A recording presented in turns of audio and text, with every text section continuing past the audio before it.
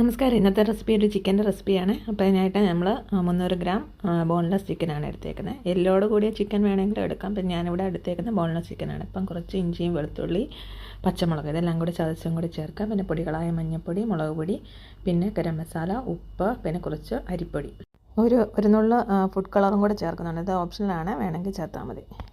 എല്ലാത്തിൻ്റെ അളവ് കൊടുത്തിട്ടുണ്ട്. അതെല്ലാം കൂടി മിക്സ് ചെയ്തതിന് ശേഷം ഒന്ന് മാറ്റി വെക്കുക കുറച്ച് നേരം. എന്നിട്ട് നമ്മൾ വെളിച്ചെണ്ണയോ അല്ലെങ്കിൽ വെജിറ്റബിൾ ഓയിലോ ചൂടാക്കിയതിന് ശേഷം ഇതുപോലെ നാടൻ രീതിയിലാണെങ്കിൽ വെളിച്ചെണ്ണ ഉപയോഗിച്ച് ഫ്രൈ ചെയ്യുന്നതായിരിക്കും നല്ലത്. അപ്പോൾ അതിനകത്ത് ഇതുപോലെ നല്ലപോലെ ഫ്രൈ ആക്കുക.